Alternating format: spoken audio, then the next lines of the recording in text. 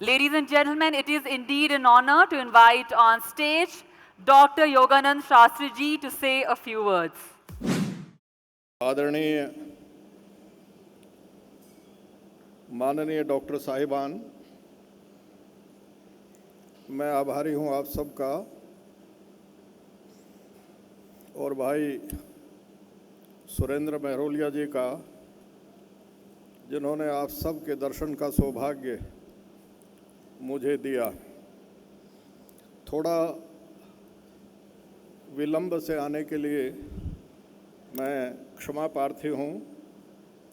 द्वारका से दौड़ करके आया हूँ, वहाँ भी एक कार्यक्रम में शरीक होना था, लेकिन वहाँ केवल छू कर आ गया, ज़्यादा समय वहाँ नहीं लगाया। आपने आज ये जो समारोह या सेमिनार रखा है, ये बहुत अधिक महत्वपूर्ण है। दुनिया में अच्छे डॉक्टर्स की बहुत अधिक ज़रूरत है और डॉक्टर्स का सब जगह सम्मान है। मैंने बाहरी दुनिया में भी जा कर के देखा, डॉक्टर्स को यूएस में खास करके और यूरोप में, अफ्रीका में, सभी जगह भारतीय डॉक्टर्स का अत्यधिक आदर है। मेरे पास भी 5 वर्ष तक स्वास्थ्य विभाग रहा और मैंने प्रयास किया कि हमारे यहाँ से जो अच्छे डॉक्टर्स सेवा के लिए विदेश में चले गए हैं, वो किसी भी तरह से वापस आएं। लेकिन हमारा ये दुर्भाग्य है, अभी माननीय डॉक्टर साहब कह रहे थे कि सम्मान होना चाहिए डॉक्टर्स का। मैं इस बात से 100% सहमत हूँ।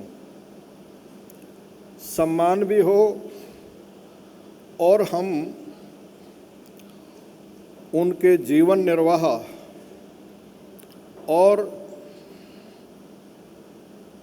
उनकी सेवा के लिए, रोगियों की सेवा के लिए उनको भरपूर पैसा दे सकें, तभी जाकर अच्छे डॉक्टर हमारे देश में रह सकते हैं।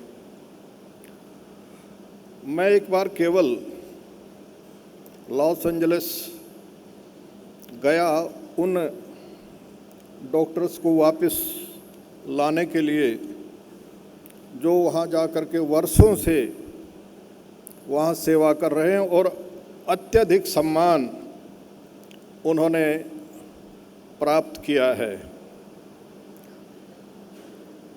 2 डॉक्टर भाई जो हरियाणा के संभालका के थे, वो वहाँ अनेक वर्षों से कार्य कर रहे हैं। अपना हॉस्पिटल है उनका और वो चाहते थे कि दिल्ली में आकर वो एक अच्छा हॉस्पिटल बनाएं। द्वारका में उन्होंने जगह भी ली, लेकिन हमारे देश का दुर्भाग्य है कि अन्य कारणों से, कई अन्य कारणों से वो हॉस्पिटल स्थापित नहीं कर पाए। एक हॉस्पिटल हमने बनाया है, यहाँ से ज़्यादा दूर नहीं है। डॉक्टर सरीन साहब जो लीवर एंड बिलियरी साइंसेस के विश्वविख्यात डॉक्टर हैं, उनके लिए बनाया। अमेरिका की एक टीम आई, डॉक्टर सरीन साहब पंत हॉस्पिटल में थे और उनको कहा कि आप हमारे यहाँ चलिए। तो डॉक्टर सरीन साहब ने कहा नहीं, मैं अपने देश में सेवा करूँगा। उन्होंने कहा आप यहाँ क्या सेवा करेंगे? आप यहाँ पूरे जीवन में जितनी तनख्वाह वेतन पाएंगे, हम केवल 2 महीने में उतना आपको दे देंगे। उसके बावजूद डॉक्टर सरीन ने मना किया। मैंने माननीय शीला जी से कहा कि हमें ऐसे डॉक्टर्स का सम्मान करना चाहिए और उनके लिए अलग से हॉस्पिटल बनाना चाहिए। मैं विशेष करके माननीय डॉक्टर जितेंद्र प्रसाद सिंह जी से कहना चाहूँगा, उन्होंने जिस तरह से खड़े होकर चाहा वैसा हॉस्पिटल हमने उनको बना करके दिया। और मैं समझता हूँ आप में से बहुत सारे ऐसे होंगे जिन्होंने उस हॉस्पिटल को विजिट किया होगा। एमएस होते थे हर हॉस्पिटल में यहाँ पर, लेकिन हमने उनका सम्मान करते उनको डायरेक्टर बनाया और हॉस्पिटल को ऑटोनॉमस किया। रिजल्ट ये निकला कि आज उन्होंने करीब 120 बेड 4-5 वर्ष में उसमें और जोड़ दिए। 250-300 लोग आते हैं, खुद देखते हैं। रोहिणी में उनका निवास है, वहाँ से सुबह 8 बजे चल पड़ते हैं, 9 बजे तक यहाँ पहुँचते हैं और शाम के 9 बजे तक लगातार, चाहे ओपीडी हो, चाहे ओटी में जाना हो, इतने प्यार से रोगियों को देखते हैं कि रोगी बिना ठीक हुए भी खुश होकर के जाता है। और ओटी में जाकर एक दिन में 8 ऑपरेशन तक वो करते हैं। तो ऐसे लोगों का सम्मान होना चाहिए। एक दूसरा कार्य हमने ये भी किया कि शाहदरा में जीटीबी हॉस्पिटल के सामने एक state cancer hospital doctor Singh साहब हमने बनाया है। और यदि आप उसको देखेंगे तो आप बहुत अधिक प्रसन्न होंगे कि उसको भी डॉक्टर ग्रोवर साहब ने, जिनको हमने डायरेक्टर बनाया, उन्होंने अंतर्राष्ट्रीय स्तर का हॉस्पिटल बनाया है। यहाँ भी डॉक्टर सरीन वाले हॉस्पिटल में भी आप जाकर देखें तो आप वाह वाह करेंगे। व्यक्ति पर निर्भर करता है उसके हाथ में क्या है और वो किस तरह से अपनी शक्ति का उपयोग करके डॉक्टर्स का सम्मान करता है। आदरणीय, मैं नाम भूल गया, माफ़ी चाहता हूँ, वसंत कुमार। देखिए, वसंत कुमार जी ने एक बहुत गहरी बात कही है। मैं नहीं जानता आपने उसको नोट किया या नहीं। उन्होंने शिक्षा की ओर भी हमारा ध्यान आकर्षित किया है।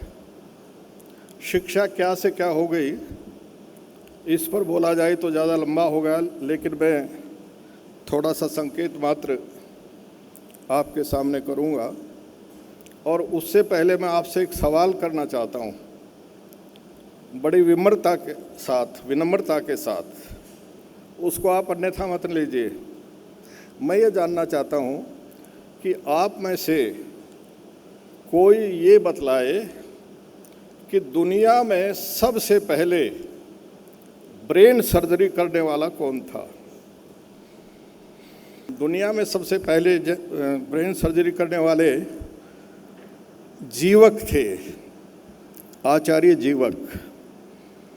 और वो वही के थे जहाँ से डॉक्टर जितेंद्र सिंह जी आए हैं, पाटलिपुत्र के। तक्षशिला विश्वविद्यालय में उनकी शिक्षा हुई थी। और जब वो वापस पाटलिपुत्र पहुँचे स्नातक बनकर, तो चंद्रगुप्त मौर्य ने, 2500 साल पहले की बात कर रहा हूँ, चंद्रगुप्त मौर्य ने उनका स्वागत किया और अपने राज दरबार के पास, जहाँ 84 खंभों पर उनका राज दरबार था, ठीक उसके साथ आचार्य जीवक को उन्होंने ज़मीन दी और कहा कि यहाँ आप अपनी प्रयोगशाला बनाइए। उसी जगह की पुरातत्व विभाग ने खुदाई की है। जगह का नाम है, डॉक्टर साहब जानते होंगे, बुलंदी बाग। बुलंदी बाग में जहाँ उनकी प्रयोगशाला थी जीवक की, वहाँ खुदाई में मृद भांडों में दवाई बनाई जाती थी और उन मिट्टी के बर्तनों में जो दवाई बनती थी उनके नाम ब्राह्मी लिपि में लिखे मिले हैं। किसी में अभ्रक भस्म, किसी में गोदंती भस्म, किसी में स्वर्णपुटी भस्म, किसी में स्वर्ण सहस्त्रपुटी भस्म। ऐसी भस्म भी होती थी जिसमें सोने को जला करके 1000 बार जला करके वो भस्म बनाई जाती थी और उसका प्रयोग रोगियों पर किया जाता था। थोड़ा सा समय लगेगा, मुझे माफ़ कीजिएगा आप, लेकिन आपके लिए मैं समझता हूँ वो फ़ायदेमंद होगी चीज़।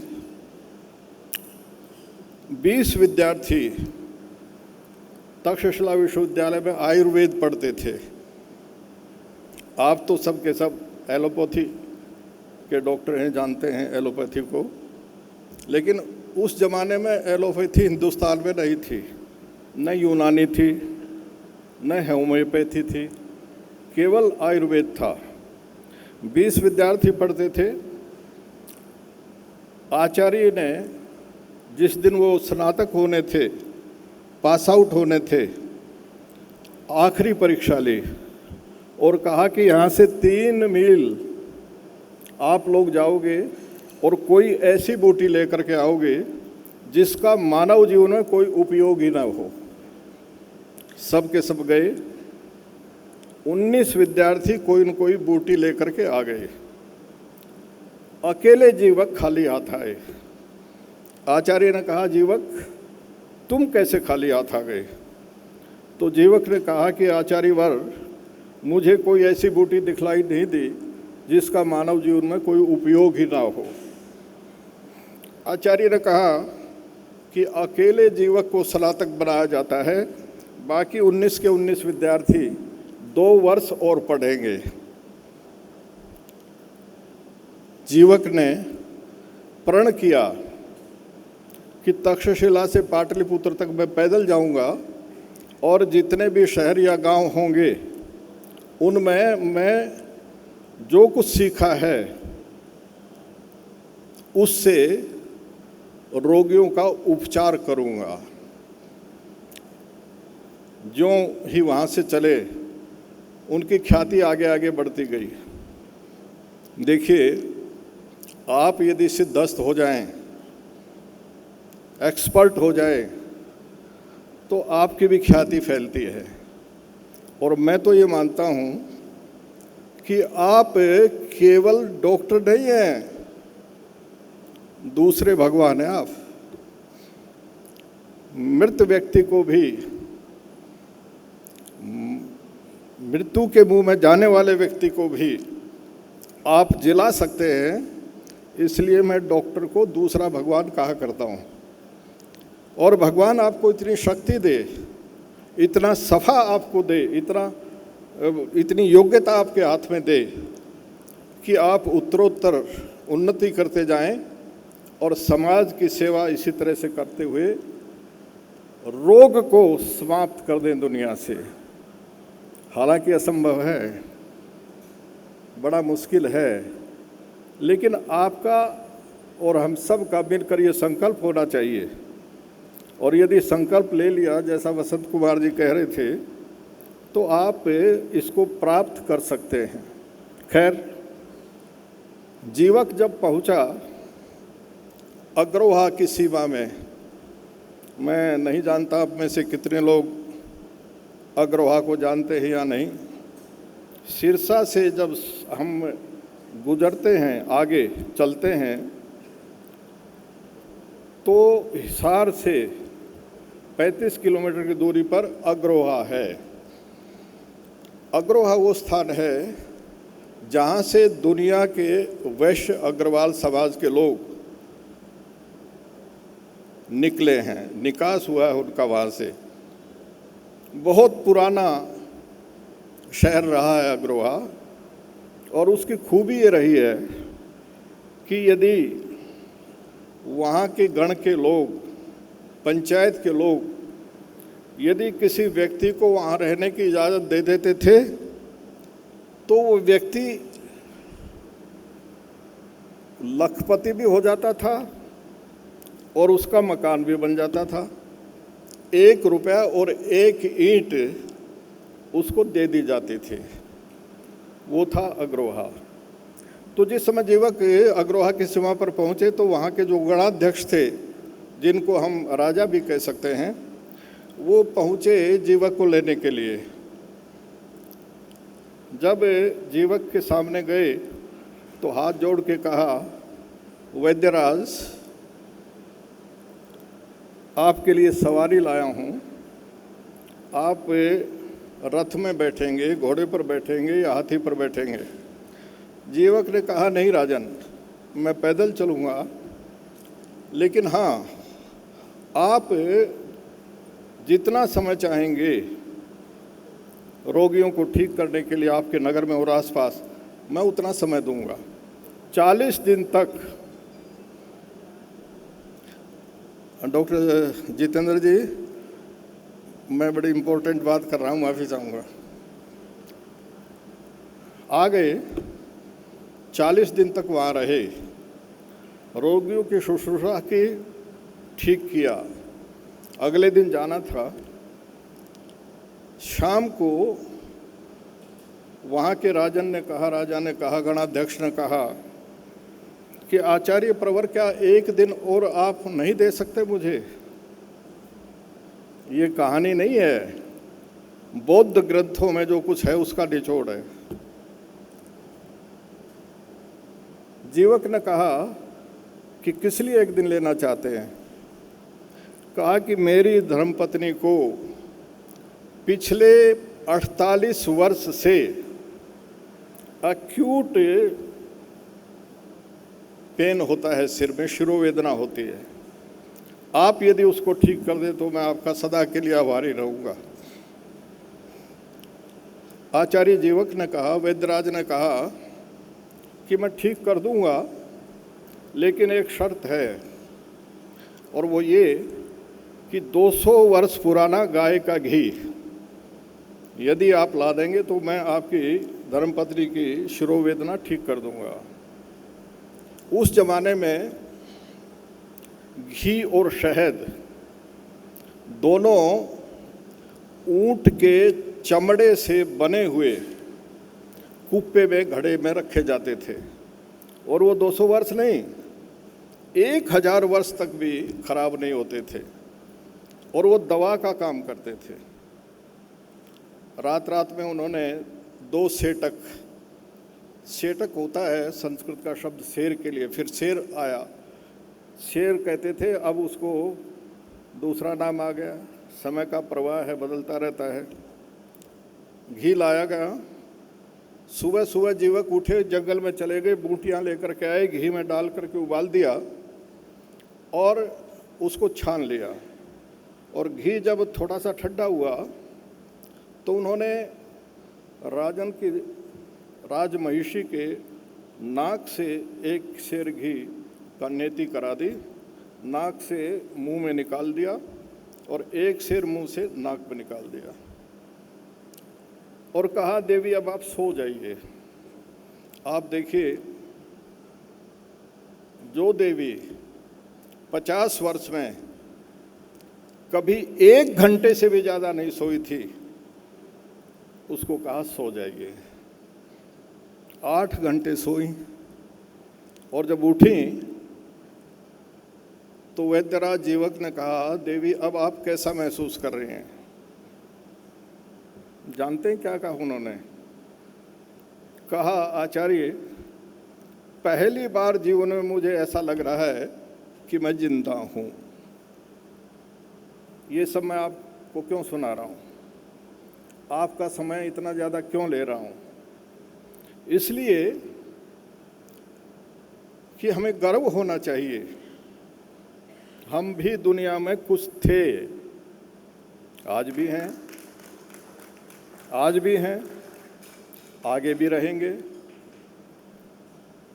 वसंत कुमार जी जो बात कह रहे थे, मैं अभी थोड़े दिन पहले शांति निकेतन में, जिसका नाम आज विश्व भारती विश्वविद्यालय है, उसमें बोलने गया था, तो उन्होंने विषय रखा था शिक्षा तब और अब। कितना फर्क आ गया है वो मैं आपको बतलाना चाहता हूँ। आज तो आप देखते होंगे, आपके समय में तो शायद ऐसा नहीं हुआ हो, हमारे समय में भी कभी ऐसा नहीं हुआ था, लेकिन आज तो विद्यार्थी अपने अध्यापक को चांटा मार देता है और अनेक प्रकार से बेइज्जती करता है। लेकिन पहले ऐसा नहीं था। पहले जब विद्यार्थी जाता था आचार्य के पास शिक्षा लेने के लिए, तो आचार्य उसको यज्ञोपवीत कराकर एक वेद मंत्र बोलता हुआ संकल्प लेता था। और वेद मंत्र क्या था? आचार्य उपनयमानो ब्रह्मचारिणम कृणुते गर्भवंतम तम रात्रिस्तिस्रे उदरे विभर्ति तम जातुम दृष्टुम अभिसंयंति देवा। हे बालक, मैं 3 काल रात्रि तक तुझे अपने गर्भ में रखूँगा, और जिस तरह से माँ अपने गर्भस्थ बच्चे का लालन पालन करती है, मैं उसी तरह से तेरा लालन पालन करते हुए तुझे शिक्षा दूंगा। और जब तुम शिक्षित होकर के यहाँ से निकलोगे तो देवता लोग भी तुम्हें देखने के लिए आएंगे। जब टीचर, आचार्य, अध्यापक, प्रोफेसर की ये भावना होगी तो किसी विद्यार्थी की हिम्मत हो सकती है। चांटा तो दूर की बात है, विद्यार्थी आंख उठा करके भी नहीं देखेगा अपने गुरु की तरफ। हम पढ़ते थे गांव में, हमारे यहाँ से 2 किलोमीटर पर एक गांव था जहाँ हमारे प्राइमरी के टीचर बस से उतरते थे। हम स्कूल में बस्ता रख करके दौड़ करके जाते थे, और रोजाना का हमारा नियम था, हम गुरुजी को वहाँ से लेकर के आते थे। अब नहीं है ये भावना, और ये भावना नहीं रहेगी तो देश आगे नहीं बढ़ेगा। हमारा देश जगत गुरु कहलाता था दुनिया में, और खाली कहलाता नहीं था, सब मानते थे। वेंत्सांग आए पढ़ने के लिए, फाहियान आए, इत्सिंग आए, अलबेरुनी आए, और न जाने कितने लोग पढ़ने के लिए आए। और शिक्षा के कारण ही और व्यापार के कारण हमारा देश दुनिया में सोने की चिड़िया भी कहलाया। आप जानते हैं 1820 तक विश्व व्यापार में हमारी कितनी भागीदारी थी?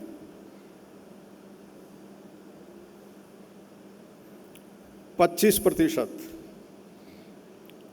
वसंत कुमार जी, विश्व व्यापार की बात कर रहा हूं, हमारी 25% भागीदारी थी। कैसे खत्म हुआ वो सब, ये अलग कहानी है, उस पर मैं चर्चा नहीं करूंगा। आज कितनी हिस्सेदारी है हमारी?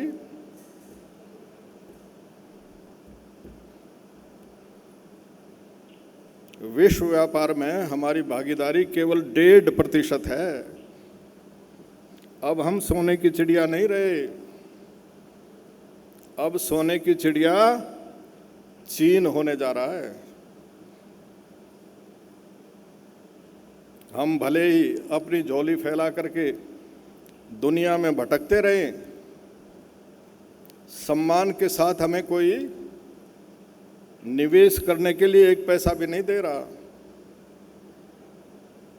हमारे जो छोटे देश हैं समुद्री द्वीपों के रूप में, वो भी आंख दिखाने लग गए हमें।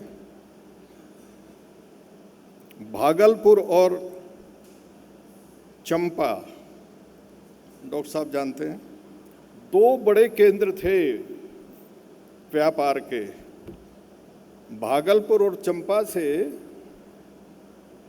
हम रेशम के कपड़े बना करके लेकर के जाते थे। जितने भी दक्षिण पूर्व एशियाई देश हैं उन सब में, और इसी कारण से यहाँ से जो लोग गए उन्होंने अंकोर वाट मंदिर बनाया कंबोडिया में, कम्बुज में। और इतना बड़ा मंदिर है, मैं अपनी बात नहीं कह रहा, यूनेस्को ने ये माना है कि कंबोडिया में जो अंकोर वाट मंदिर है वो दुनिया का सबसे बड़ा मंदिर है। हमने बृहत्तर भारत का निर्माण किया था। मैं नहीं जानता आप कितने लोग जानते हैं कि ग्रेटर इंडिया क्या है। देखिए, Java, Sumatra, Bali, Borneo, Vietnam, Laos, Indonesia, Malaysia, Thailand, Philippines, बहुत सारा जापान का हिस्सा, चाइना का बहुत बड़ा हिस्सा, ये सब बृहत्तर भारत के अंग थे। भले ही हमने तलवार के जोर से इनको ना जीता हो, लेकिन अपनी शिक्षा और संस्कृति से वहाँ पर हमने राज किया था। और मध्य एशिया में 980 में जयपाल नाम का राजा था हमारा, जिस समय मोहम्मद बिन कासिम ने आक्रमण किया। दाहिर था, और उसके बाद कैसे हम सिमटते गए ये अपने आप में एक लंबी कहानी है, आप बोर हो जाएंगे। ये भी आपकी बड़ी कृपा है कि आप अभी तक शांति से सुन रहे हैं। सब्जेक्ट आपका नहीं है, लेकिन मैं समझता हूँ आप बहुत अधिक सुपठित हैं, पढ़े लिखे हैं, इसलिए इस ध्यान से सुन रहे हैं। इंडोनेशिया की राजधानी कौन सी है? जकार्ता। इंडोनेशिया की एयरलाइन कौन सी है? गरुड़। जकार्ता में यदि आप जाएं और किसी से पूछें कि ये स्थान किधर है, तो ईस्ट में होगा तो ईस्ट कहेंगे वो, उत्तर में होगा तो उत्तर कहेंगे, दक्षिण में होगा तो दक्षिण कहेंगे। लेकिन वो जगह यदि पश्चिम में हुई तो वेस्ट नहीं कहेंगे, वो कहेंगे भारत। भारत कहेंगे, भारत। अभी थाईलैंड में एक आर्कियोलॉजिकल सर्वे वालों ने वहाँ खुदाई कराई है, उसमें एक जगह नगर निकला है जिसको अयोध्या कहते हैं। अयोध्या, उच्चारण भेद से अयोध्या नहीं कह पाते, वो अयोध्या कहते हैं। लेकिन साथ में ये भी कहते हैं कि हिंदुस्तान की जो अयोध्या है वो असली अयोध्या नहीं है, हमारी अयोध्या असली अयोध्या है। मैं 83 में जापान गया एक पेपर पढ़ने के लिए, और वो पेपर था inscribed terracottas of the Gupta period depicting Ramayana scenes. पढ़ करके आया तो मैं थाईलैंड रुक गया, वहाँ राजमहल देखा, और राजमहल की जो चार दीवारी है बहुत बड़ी है, उसके अंदर की ओर पूरी रामायण तैल चित्रों में अंकित है, ऑयल पेंटिंग्स में। देख करके आ गया एयरपोर्ट पर। वो ज़माना था जब हमारे नौजवान भाई थाईलैंड, बैंकॉक और सिंगापुर बहुत जाते थे। और किस लिए जाते थे आपको पता होगा? रिकॉर्ड प्लेयर लेने जाते थे, खास तरह की फिल्म लेने जाते थे। मैं धोती पहने था, कुर्ता पहने था, तो एयरपोर्ट पर मेरे पास एक व्यक्ति आया, कहने लगे आप क्या लेकर जा रहे हैं? मैंने कहा मैं तो कुछ नहीं लेकर जा रहा। मैं तो जैसा आया हूँ वैसा ही जा रहा हूँ। फिर दूसरा आया, कहने लगे क्या लिया आपने? मैंने कहा कुछ नहीं लिया। फिर तीसरा आया तो मैंने पूछ लिया, मैंने कहा ये क्या पूछ रहे हैं आप लोग, क्या जानना चाहते हैं? तो कहने लगा जी ऐसा ऐसा है। चौथा आ गया, उसकी भी उत्सुकता बढ़ी, कहने लगा आप क्या लेकर जा रहे हैं? मैंने कहा मैं एक ऐसी वस्तु लेकर जा रहा हूँ, आप सब जितने भी यहाँ हैं, चाहे आज हैं या पहले आए हैं और आएंगे, वो कोई नहीं लेकर जा रहा। कहने लगे ऐसी क्या चीज़ है? मैंने कहा जा कर के देखिए, यहाँ के राजमहल में जो ऑयल पेंटिंग्स हैं रामायण की, वो कितनी अद्भुत हैं। मैं उसकी वीडियोग्राफी करके ले जा रहा हूँ अपने विद्यार्थियों को पढ़ाने के लिए। कहने लगे हमें तो पता ही नहीं जी ये भी है, अगली बार आएंगे तो देखेंगे। मैंने कहा शुक्र है आपने ये तो कहा कि अगली बार आएंगे तो देखेंगे। दुर्भाग्य ये है कि हम अपने आप को नहीं समझ पा रहे हैं किसी भी फील्ड में। आपका जो फील्ड है इसमें मैं आपकी कमी नहीं निकाल रहा हूँ, लेकिन देखिए जब विद्यार्थी जाता था पढ़ के तो आचार्य उसको एक दो उपदेश देता था। एक तो ये कहता था सत्यम वद धर्मम चर स्वाध्याय न प्रवर्तितव्यम, कि स्वाध्याय करना मत छोड़ना।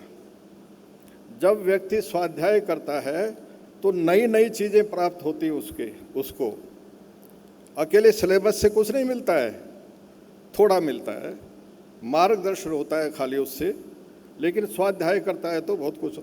एक आखिरी बात वो ये कहता था, यानी अस्माकम सुचरितानि तानि तो उपास्यानि नोत्राणि, कि हमारे अंदर जो अच्छाइयाँ हैं उनको लेकर के जाना, बुराइयों को यहीं छोड़ जाना।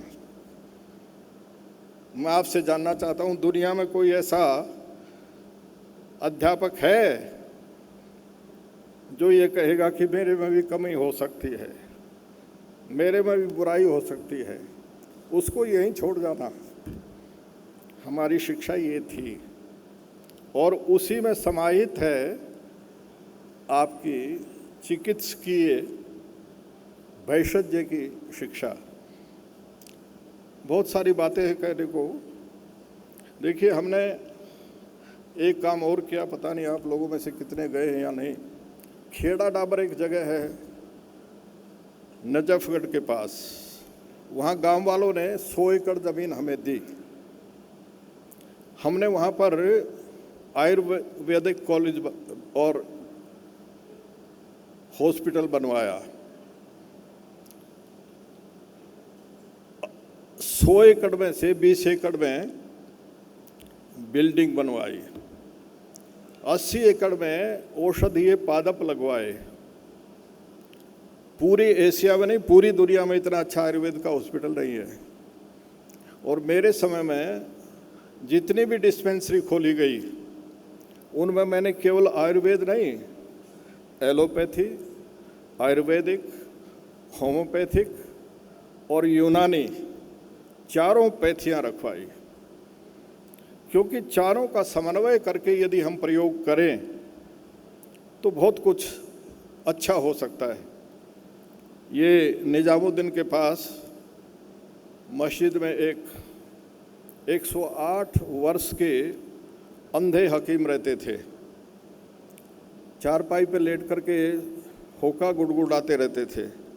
रोगी उनके पास आते थे और वो नाड़ी देखकर बताते थे बेटे आपको क्या रोग है।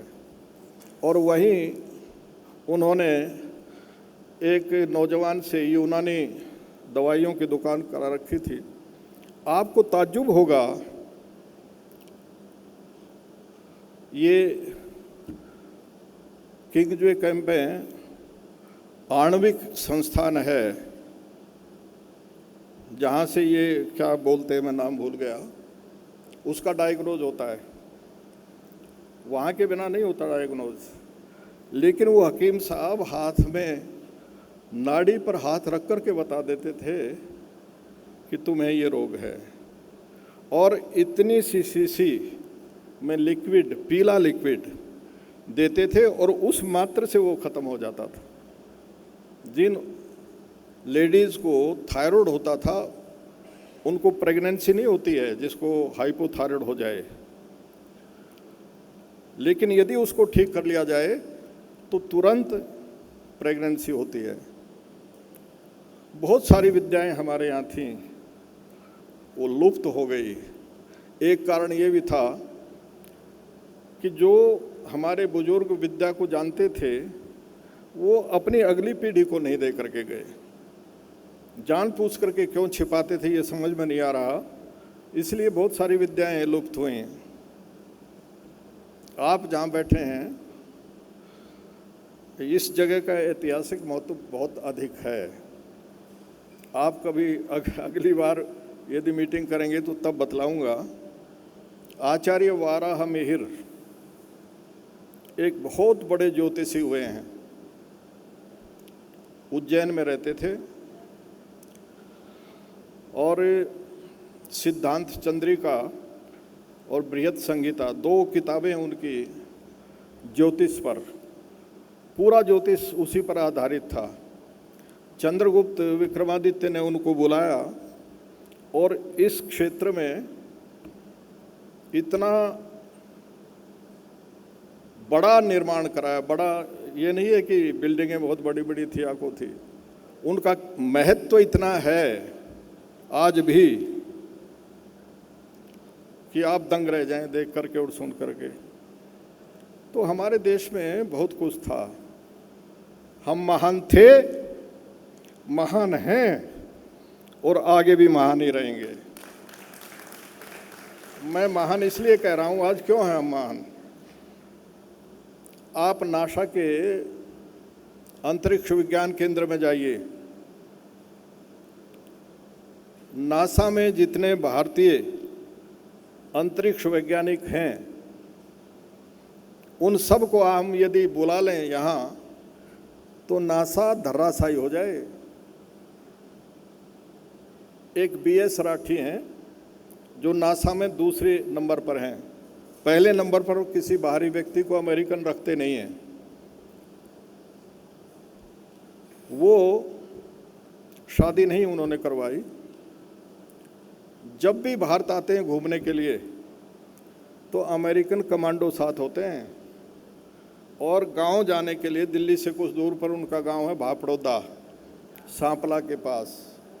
वहाँ जाने के लिए अमेरिकन हेलीकॉप्टर खड़ा होता है। तो उन्हीं के गांव के साथ के नरसिंह दलाल हैं जिनको होमी भाभा की बेटी ब्याही हुई है।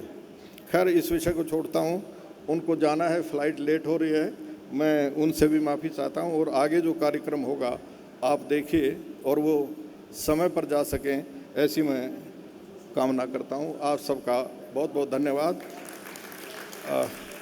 विशेष करके इस बात के लिए कि मैंने समय ज़्यादा लिया है, ये एहसास है मुझे, लेकिन आपने सुना है उसके लिए मैं आभारी हूँ। Requesting Ms. Pooja, Mr. Amit and Mr. Surender to please welcome Dr. Yoganand Shastri Ji, former Speaker, Delhi Legislative Assembly.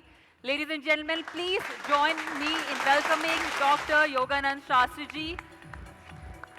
A very warm and hearty welcome to you, sir.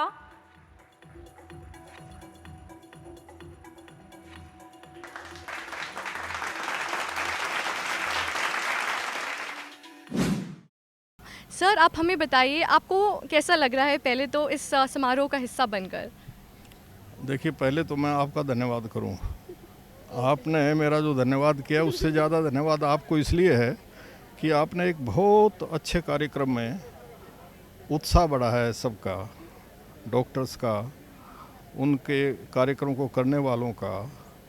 आपका अपना जो चैनल है सभी लोग उसको देखते हैं, प्रशंसा भी करते हैं। उसकी कुछ बुराइयां हैं जो मैं नहीं कहूँगा, लेकिन आपने इस अच्छे काम में हिस्सा लिया उत्साहवर्धन किया, उसके लिए आपको बहुत बहुत बधाई। आगे भी आपका चैनल ये करता रहे, इस शुभकामना के साथ मेरी आशा है कि आप इसी तरह से सहयोग करते रहेंगे। सर, अपनी ओर से आप कोई मैसेज देना चाहेंगे हेल्थ केयर सेक्टर में जितने भी डॉक्टर्स हैं उनके लिए, जो अपना काम बहुत ही ईमानदारी से कर रहे हैं, कि वो कैसे और सोसाइटी के लिए कर सकें, किस तरीके से जो नए मेथड्स आ रहे हैं हेल्थ केयर सेक्टर के अंदर, उनको वो किस तरीके से और उन्हें बढ़ावा मिले कि वो और मेहनत करें और रिसर्च करें, इनोवेशन और टेक्नोलॉजी लाएं? देखिए, मैं एक बात कहना चाहूँगा, यदि आप माफ़ करें तो। हम डॉक्टर्स का सम्मान नहीं कर रहे। सरकार की तरफ से जो होना चाहिए नहीं हो रहा, चाहे वो हमारी सरकार हो चाहे कि दूसरे की सरकार। और यही वजह है कि शिक्षा और हेल्थ दोनों क्षेत्रों में हम कितने ऊंचे ऊंचे दावे करें, हम खरे नहीं उतर रहे हैं। और जब तक इन दोनों क्षेत्रों में खरे नहीं उतरेंगे, हमारे समाज का कल्याण नहीं होगा, देश आगे नहीं बढ़ेगा। खाली वादे करने से कुछ होने वाला नहीं है। ये दोनों क्षेत्र ऐसे हैं, इनमें यदि हम काम कर दें तो समाज का भी भला होगा और देश का भी भला होगा, और डॉक्टर से को काम करने में अधिक रुचि उत्पन्न होगी और वो विदेश पलायन नहीं करेंगे, अपने देश में ही काम करेंगे। बिल्कुल सही।